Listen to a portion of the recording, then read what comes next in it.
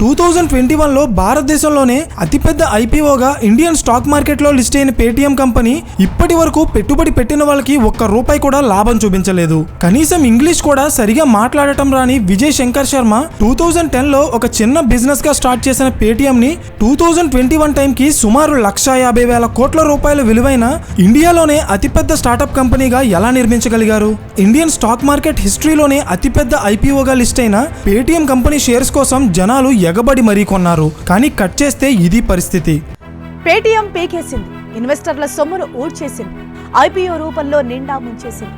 దేశంలోనే అతిపెద్ద ఐపీఓగా స్టాక్ మార్కెట్లోకి అడుగుపెట్టిన పేటీఎం ఆరంభంలోనే డీలా పడింది. ఒక దశలో 23% తగ్గి 1,586కి పడిపోయింది. Paytm debuted on the stock markets on Thursday and shares plunged 27% at the Bombay Stock Exchange. Paytm's market capitalization or its market value has dropped by as much as 56,233 crores. 2021లో సుమారు 1,50,000 కోట్ల రూపాయలకి పైగా వాల్యుయేషన్ ఉన్న Paytm company 2022కి 40,000 కోట్లకి పడిపోయింది. And ఇది మాత్రమే కాదు, ఈ కంపెనీ మంచి లాభాలిస్తుందని ఎగబడి మరీ షేర్స్ కొన్న మనలాంటి చిన్న చిన్న ఇన్వెస్టర్స్ ని నిలువునా ముంచేసి లాభాలకి బదులు ఆల్మోస్ట్ 66% నష్టాలు మిగిల్చింది. అయితే అసలు దీనికి కారణం ఏంటి? ఈ వీడియోలో నేను చెప్పేది కేవలం పేటీఎం కంపెనీ నష్టాల్లోకి వెళ్లడానికి కారణాలు మాత్రమే కాదు, తిరిగి ఈ company PhonePe and Google Pay ని దాటుకుని మార్కెట్ లీడర్ గా ఎదగడానికి ఎలాంటి business and marketing strategies implement చేస్తుంది అనేది నేను ఈ వీడియోలో చెప్పబోతున్నాను. Hello everyone, welcome to today's video and this is your friend Surya. 2010లో విజయ్ శంకర్ శర్మ అనే వ్యక్తి 197 కమ్యూనికేషన్స్ అనే పేరుతో పేటీఎం కంపెనీని స్టార్ట్ చేశారు. ఇనిషియల్ గా పేటీఎం అనేది ఒక mobile and DTH recharge platform గా స్టార్ట్ అయింది. అంటే మీ బ్యాంక్ అకౌంట్స్ లింక్ చేసి పేటీఎం ద్వారా పేమెంట్ చేయొచ్చు అన్నమాట. కొన్ని డేస్ కి పేటీఎం కంపెనీ వాళ్ళ ప్లాట్ఫామ్ లో వాలెట్ ఫీచర్ ని కూడా ఇంట్రడ్యూస్ చేసింది. మీరు గమనిస్తే రీసెంట్ టైమ్స్ లో చాలా కంపెనీస్ వాళ్ళ అప్లికేషన్స్ లో ఈ వాలెట్ ఫీచర్ ని ఇంట్రడ్యూస్ చేస్తున్నాయి. Like phone pay, Google pay, Amazon pay, Paytm ఒకటే ఏంటి, ఇండియాలో జియో మనీతో పాటు ఆల్మోస్ట్ 20కి పైగా డిజిటల్ వాలెట్స్ ఉన్నాయి. నిజానికి దీని వెనుకున్న మాస్టర్ ప్లాన్ ఏంటో చాలా మందికి తెలియదు. కానీ ఒకసారి ఇది గమనించండి. అసలు ఈ వాలెట్ బిజినెస్ మోడల్ ఏంటో తెలుసా? వీళ్ళంతా మన దగ్గర వడ్డీ లేకుండా డబ్బులు తీసుకుని ఆ డబ్బంతా వీళ్ళు తిరిగి మనకే వడ్డీకి ఇస్తారు. అర్థం కాలేదా?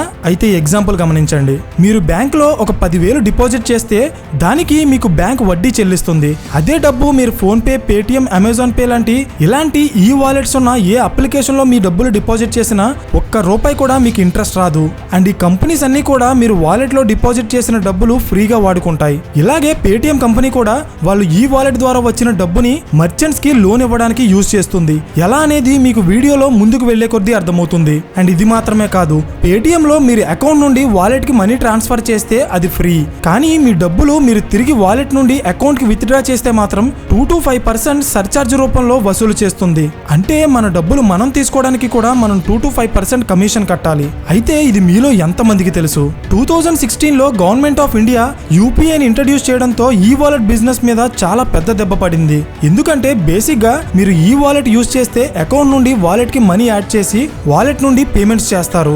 కానీ యూపీఐ వచ్చిన తర్వాత మీరు ఈ వాలెట్ అవసరం లేకుండానే డైరెక్ట్ గా మీరు బ్యాంక్ అకౌంట్ నుండి పేమెంట్స్ చేయొచ్చు. అండ్ ఇక్కడ పాయింట్ ఏంటంటే మోడీ గవర్నమెంట్ యూపీఐని లాంచ్ చేసిన వెంటనే ఈ బిజినెస్ ని వేగంగా చేజిక్కించుకున్న company PhonePe. And already previous వీడియోలోనే మనం దీనికోసం డిస్కస్ చేసుకున్నాం. ఇన్ కేస్ మీరు PhonePe case study video ఇంకా చూడకపోతే డిస్క్రిప్షన్ లో లింక్ ఇస్తాను, చెక్ చేయండి. యూపీఐ పేమెంట్సే నెక్స్ట్ డిజిటల్ రెవల్యూషన్ అని ముందుగానే కనిపెట్టిన PhonePe company Modi government యూపీఐని లాంచ్ చేసిన వెంటనే ఆర్బీఐ అప్రూవల్ తీసుకుని 2016లోనే ఈ బిజినెస్ లోకి ఎంటర్ అయిపోయింది. అండ్ ఇదే UPI business Paytm company start చేసే టైంకి ఫోన్ పే కంపెనీ ఆల్మోస్ట్ 50% కి పైగా మార్కెట్ షేర్ తన సొంతం చేసుకుంటే పేటీఎం కేవలం 12% కి మాత్రమే పరిమితమైంది. సో ఇక్కడ పాయింట్ ఏంటంటే డిజిటల్ పేమెంట్స్ బిజినెస్ లో పేటీఎం కంపెనీ ఫోన్ పే కంటే ముందుగానే స్టార్ట్ అయినప్పటికీ సరైన టైంలో యూపీఐని అడాప్ట్ చేసుకోకపోవడం వల్ల ఈ బిజినెస్ లో వెనకపడింది. సో మై డియర్ ఆడియన్స్, ఇదే ఫెయిల్యూర్ ని పేటీఎం కంపెనీ ఒక లెసన్ గా తీసుకుని సైలెంట్ గా అందరికంటే ముందే ఒక కొత్త బిజినెస్ స్టార్ట్ చేసి ఇప్పుడు ఆ బిజినెస్ లో ఆల్మోస్ట్ 80% కి పైగా మార్కెట్ షేర్ సొంతం చేసుకుంది. అదే మర్చెంట్ సౌండ్ బాక్స్ బిజినెస్. మీరు ఒక విషయాన్ని గమనిస్తే యూపీఐ బిజినెస్ లో కస్టమర్స్ ని హోల్డ్ చేసి ఉంచడం అనేది చాలా అంటే చాలా కష్టం. ఎందుకంటే యాజ్ ఏ కస్టమర్ గా గా మనమంతా ఒకసారి ఆలోచిస్తే ఎవరు ఎక్కువ క్యాష్ బ్యాక్ ఆర్ ఆఫర్స్ ఇస్తారో ఆటోమేటిక్ గా మనం వాళ్ళ అప్లికేషన్స్ ని ఎక్కువగా వాడతాం, అంతే కదా. బికాజ్ ఈ కంపెనీస్ అన్ని మనకు అందించే సర్వీస్ ఒక్కటే. అలాంటప్పుడు కస్టమర్ ఎప్పుడూ కూడా తన బెనిఫిట్ కోసమే ఆలోచిస్తారు, అవునా కాదా? సో ఇదే పాయింట్ ని బేస్ చేసుకుని మనలాంటి కస్టమర్స్ ని లాక్కోవడానికి వీటిలో ఈ కంపెనీ ఆ కంపెనీ అనే తేడా లేకుండా ప్రతి కంపెనీ కూడా క్యాష్ బ్యాక్ అండ్ ఆఫర్స్ ఇస్తూ కస్టమర్స్ ని లాక్కోవడానికి ట్రై చేశాయి. కానీ ఇది ఏ రేంజ్ కి వెళ్ళిందంటే ఒక పాయింట్ ఆఫ్ టైమ్ లో ఇలా వచ్చే ఇన్కమ్ అంతా కస్టమర్ ఎక్విజిషన్ మీదే ఖర్చు పెడితే లాంగ్ టర్మ్ లో ఈ బిజినెస్ లో సస్టైన్ అవ్వలేమనుకున్న ఈ కంపెనీస్ అన్ని కూడా వాళ్ళ ప్లాట్ఫామ్స్ లో ఒక్కొక్కరు ఒక యూనిక్ ప్రోడక్ట్ ఇంట్రడ్యూస్ చేసి అది యూజ్ చేయడం ద్వారా కస్టమర్స్ ని లాక్ చేయాలనుకున్నారు. అంటే ఫర్ ఎగ్జాంపుల్ మీరు ఫోన్ పే లో ఇన్సూరెన్స్ తీసుకుంటే అప్పుడు మీరు ఆ కంపెనీకి వచ్చి వెళ్లిపోయే యూజర్ లా కాకుండా కంటిన్యూస్ గా డబ్బులు కట్టే ఒక కస్టమర్ అవుతారు.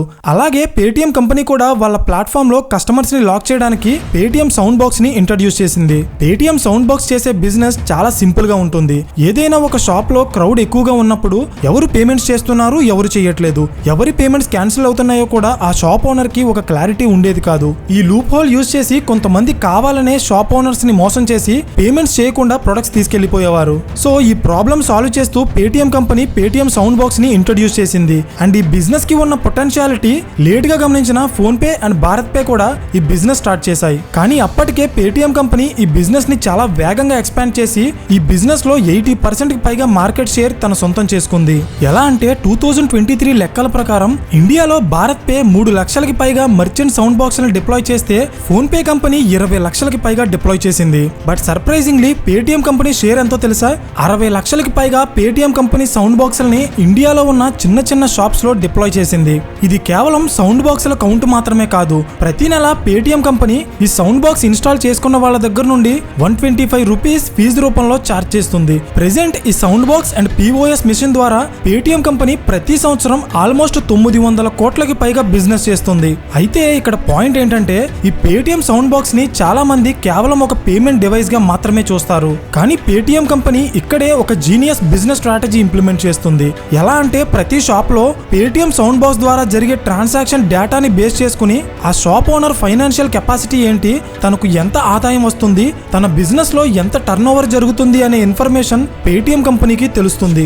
సో వాట్, దీనివల్ల పేటిఎం కంపెనీకి యూజ్ ఏంటి అనే డౌట్ మీకు రావచ్చు. ఇన్ కేస్ ఈ డౌట్ మీకు వస్తే దీని వెనకున్న మాస్టర్ ప్లాన్ ఏంటో చెప్తా చూడండి. ఇండియాలో చిన్న చిన్న వ్యాపారాలు చేసుకునే వాళ్ళకి డైలీ చాలా డబ్బు అవసరం అవుతుంది. కానీ వీళ్ళని నమ్మి ఏ బ్యాంక్స్ కానీ ఫైనాన్షియల్ ఇన్స్టిట్యూషన్స్ కానీ వీళ్ళకి లోన్స్ ఇవ్వవు. ఎందుకంటే ఒక జాబ్ చేసేవాడికి నెలకి వచ్చే ఆదాయాన్ని బేస్ చేసుకుని తను తీసుకున్న లోన్ తిరిగి కట్టగలడా లేదా అనేది ఈజీగా తెలుస్తుంది. కానీ ఈ చిన్న చిన్న వ్యాపారాలు చేసుకునే వాళ్ళ ఆదాయం ప్రతి నెల నిలకడగా ఉండదు కాబట్టి వీళ్ళకి బ్యాంక్స్ లోన్ ఇవ్వవు. సో మై డియర్ ఆడియన్స్, ఈ పేటిఎం సౌండ్ బాక్స్ ద్వారా వీళ్ళకి నెలకి ఎంత ఆదాయం వస్తుంది అన్న ఫైనాన్షియల్ డేటా కలెక్ట్ చేసి ఈ చిన్న చిన్న షాప్స్ రన్ చేసే వాళ్ళకి పేటిఎం కంపెనీ లోన్స్ ఇవ్వడం స్టార్ట్ చేసింది. So this is the actual business plan of Paytm sound box. ఇక్కడ పాయింట్ ఏంటంటే ఈ లోన్స్ మీద పేటిఎం కంపెనీ వేసే ఇంట్రెస్ట్ ఎంతో తెలుసా? ఏ మినిమం ఆఫ్ 1.66% పర్ మంత్, అంటే ఆల్మోస్ట్ సంవత్సరానికి 20% పైనే. అయితే ఇంత వడ్డీకి ఎవరు బ్రదర్ వీళ్ళ దగ్గర లోన్ తీసుకునేది అని మీరు అనుకోవచ్చు. బట్ తీసుకుంటారు, ఎందుకంటే ఈ చిన్న చిన్న రీటైల్ బిజినెస్ చేసే వాళ్ళకి ఏ బ్యాంక్స్ కానీ ఫైనాన్షియల్ ఇన్స్టిట్యూషన్స్ కానీ లోన్స్ ఇవ్వవు. సో వీళ్ళు జనరల్ గా లోకల్లో వడ్డీ వ్యాపారం చేసే వాళ్ళ దగ్గర ₹2 అలాగే ₹3 వడ్డీకి లోన్స్ తీసుకుంటారు. సో ఎగ్జాక్ట్ గా ఇలాగే పేటిఎం కంపెనీ కూడా వీళ్ళ అవసరాన్ని క్యాష్ చేసుకుంది. ఎలా అంటే మీరు ఇదే లోన్ ఒక బ్యాంక్ లో తీసుకుంటే 9 to 13% ఇంట్రెస్ట్ ఉంటుంది. బట్ పేటిఎం వీళ్ళ నుండి 20% ఇంట్రెస్ట్ చార్జ్ చేస్తుంది. అండ్ రీసెంట్ గా పేటిఎం కంపెనీ వసూలు చేసే వడ్డీలు చాలా ఎక్కువగా ఉన్నాయని చాలా మంది షాప్ ఓనర్స్ పేటిఎం కంపెనీ నుండి phone pay and other alternative companies కి షిఫ్ట్ అయిపోతున్నారు. ఎందుకంటే పేటిఎం ని ఓడించడానికి దీని కాంపిటీటర్ కంపెనీ అయిన ఫోన్ పే ఇదే సర్వీస్ ని పేటిఎం కంటే చాలా తక్కువ ధరకే ఆఫర్ చేస్తుంది. For example merchant sound box కోసం పేటిఎం కంపెనీ ప్రతి నెల ₹125 ఛార్జ్ చేస్తే ఫోన్ పే కంపెనీ కేవలం ₹45 మాత్రమే ఈ సర్వీస్ అందిస్తుంది. బట్ ఏదేమైనా ఇంత హ్యూజ్ మార్కెట్ షేర్ ఉన్న పేటిఎం నుండి ఈ బిజినెస్ ని లాక్కోవడం అనేది అంత ఈజీ అయితే ఖచ్చితంగా కాదు. 2021 నవంబర్ 18న పేటిఎం కంపెనీ 18,300 కోట్ల రూపాయల విలువైన షేర్స్ ని స్టాక్ మార్కెట్ లో IPOగా రిలీజ్ చేసింది. అంటే మనలాంటి సామాన్యులు డీమార్ట్ అకౌంట్స్ ద్వారా ఈ కంపెనీ షేర్స్ కొనుక్కోవచ్చు అన్నమాట. అయితే ఇక్కడ పాయింట్ ఏంటంటే ఈ 18,300 కోట్ల రూపాయల విలువైన షేర్స్ లో కేవలం 8,300 కోట్లు మాత్రమే కంపెనీ కొత్తగా రిలీజ్ చేసిన షేర్స్. మిగిలిన 10,000 కోట్లు కూడా పేటిఎం కంపెనీలో మొదటి నుండి ఇన్వెస్ట్ చేసిన ప్రమోటర్ షేర్స్ ని కూడా IPO ద్వారా అమ్మేశారన్నమాట. ఇక్కడ నేనేం చెప్పాలనుకుంటున్నానంటే ఏదైనా ఒక కంపెనీ ఫ్యూచర్ లో లాభాలు సంపాదిస్తుంది అంటే ఆ కంపెనీ ఓనర్స్ వాళ్ళ షేర్స్ ఎందుకు అమ్మేసుకుంటారు? లాజికే కదా. ఆ కంపెనీ ఓనర్సే వాళ్ళ షేర్స్ అమ్మేసి చేతులు దులిపేసుకుంటున్నారంటే నిజానికి అది ఆ కంపెనీ ఫ్యూచర్ కి కూడా మంచిది కాదు.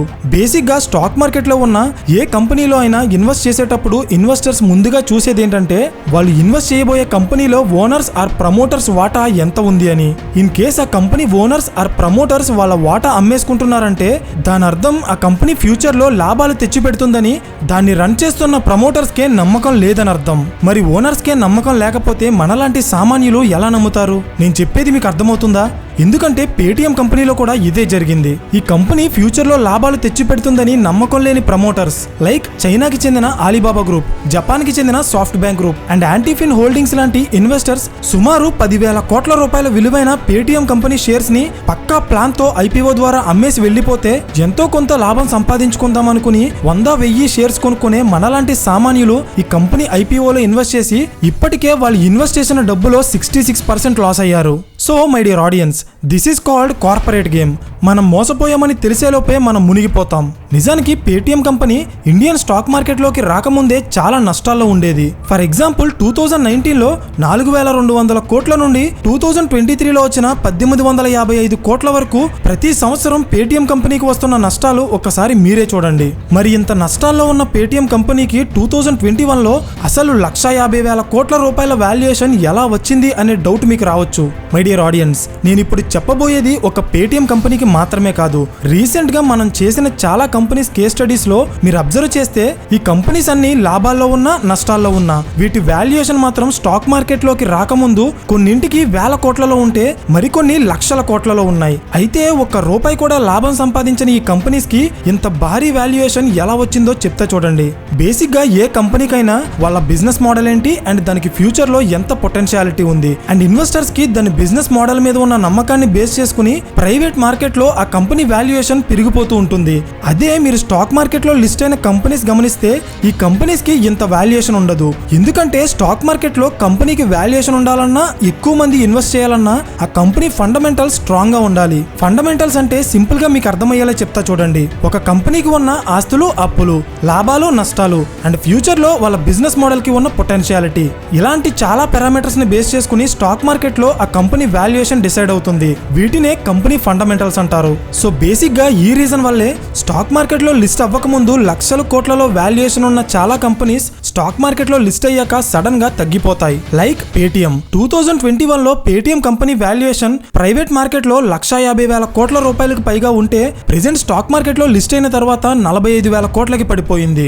ఐ థింక్ ఈ కాన్సెప్ట్ మీకు అర్థమైంది అనుకుంటున్నాను. ఒకవేళ ఇంకా అర్థం కాకపోతే కింద కామెంట్ చేయండి. ఫైనలీ ఈ కేస్ స్టడీ నుండి మనం నేర్చుకోవాల్సిన లెసన్స్ ఏంటంటే పాయింట్ నెంబర్ 1, ఏదైనా ఒక కంపెనీ ఆఫర్స్ ఇస్తుందంటే అవి చూడటానికి కస్టమర్స్ కి లాభం చేసినట్టు కనిపించినప్పటికీ ప్రతిసారి అది నిజం కాదు.